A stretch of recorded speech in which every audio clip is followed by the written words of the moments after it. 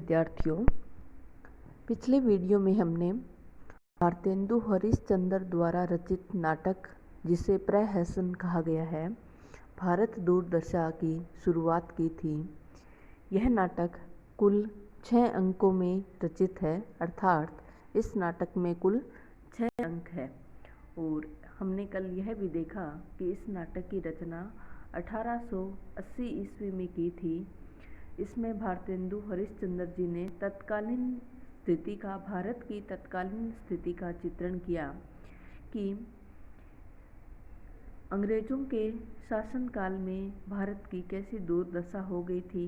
British राज और भारतीयों के आपसी कलह के कारण को वो भारत दुर्दशा का मुख्य कारण मानते हैं।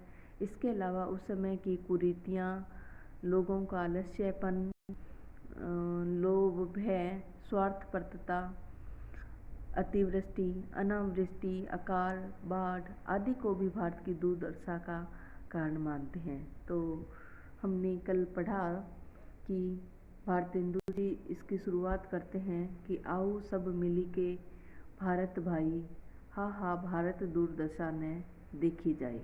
यहाँ से इस नाटक के पहले अंक की शुरुआत करते हैं। यह एक योगी गाता है और इसकी अंत में ये भी बताते हैं कि ऐसी सारी विपत्तियां होने के बावजूद भी अंग्रेज सरकार है वो टिकस कहा है जिसको इन्होंने, टैक्स यानी कर लगाती है, तो रही गई कसर वो और पूरी कर देते हैं। तो आज इसका दूसरा अंक है स्थान शमशान, यानी शमशान भूमि है। टूटे फूटे मंदिर, कौवा, कुत्ता, सियार घूमते हुए, अस्थियां इधर उधर पड़ी है, भारत का प्रवेश।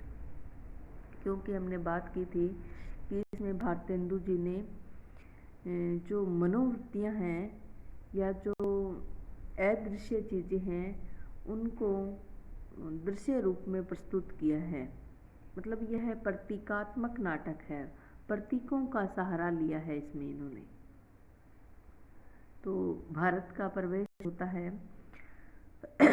तो वो कहते हैं, हाँ यही वही भूमि है जहाँ साक्षात भगवान श्री कृष्ण चंद्र के दूतत्व करने पर भी वीरोत्तम दुर्योधन ने कहा था, सुचंद्र नेव दास्यामि बिना युद्धेन केशव।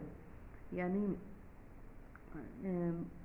भारत है, जो भारत का रूपक दिया गया है जिसको, वो कहता है कि क्या यह वही भूमि है जिसके श्री कृष्ण के दूतत्व स्वीकार करने पे वीरों में जो उत्तम दुर्योधन था उसने यह बात कही थी।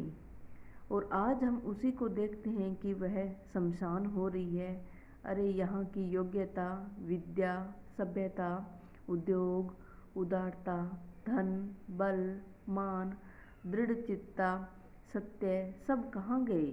अरे पामर जयचंद्र, तेरे उत्पन्न हुए बिना मेरा क्या डूबा जाता था।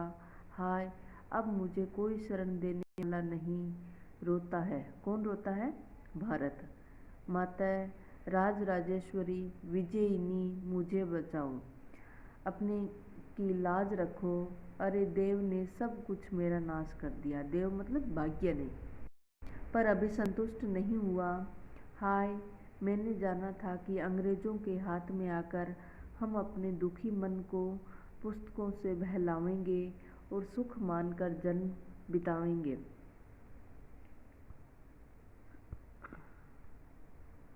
पर देव से वह भी न सहा गया। देव मतलब बार बार आ रहे शब्द भाग्य है इसका अर्थ यहाँ पे। हाय कोई बचाने वाला नहीं है। तो अब वो गीत गाता है, कौन? भारत। कोई नहीं पकड़त मेरो हाथ, यानी मुझे अब कोई सहारा देने वाला नहीं है। 20 कोटि सुत होत फिरत मैं, हा होय अनाथ। कि 20 करोड़ पुत्र हैं मेरे, फिर भी मैं अनाथ हूँ। जाकी शरण गहत सोई मारत, सुनत न को दुख गात। कि जिसकी शरण जाता हूँ, जिसकी शरण गहन करना मतलब जाना, या जिसकी शरण पकड़ता हूँ वो ही मुझे मारने के लिए दौड़ता है। सुनत न को दुख गाथ, मेरी दुख गाथा है वो सुनने वाला कोई नहीं है। दीन बंध्यो इस सो उन डोलत, टकरावत निज माथ, मैं दीन बनकर इधर उधर डोलता फिर रहा हूँ और अपने माथे को टकरा रहा हूँ।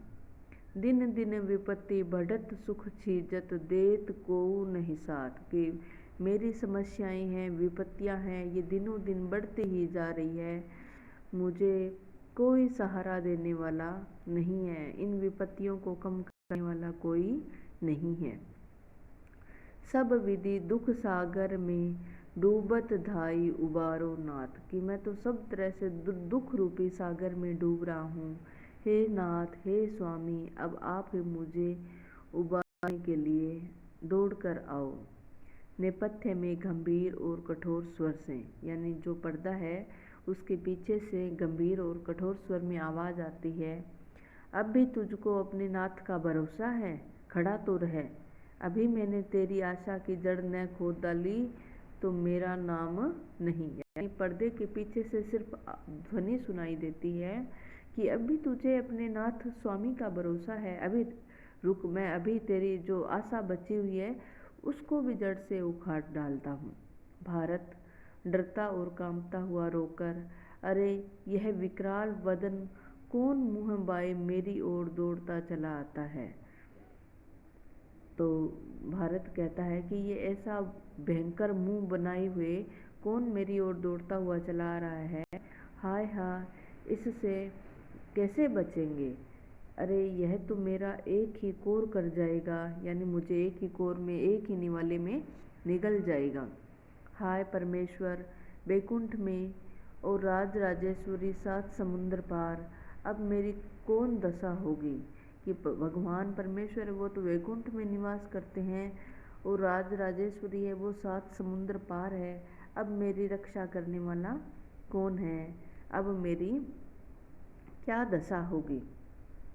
अब मरा, मूर्छा खाकर गिरता है, निर्लजता आती है, यानी दूसरा प्रतीकात्मक रूपक दिया है निर्लजता को।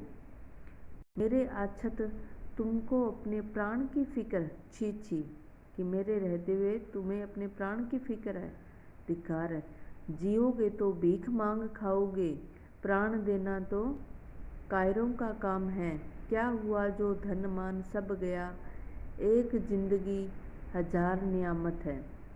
देखकर अरे सचमुच बेहोश हो गया तो उठा ले चले, नहीं नहीं मुझसे अकेले न उठेगा।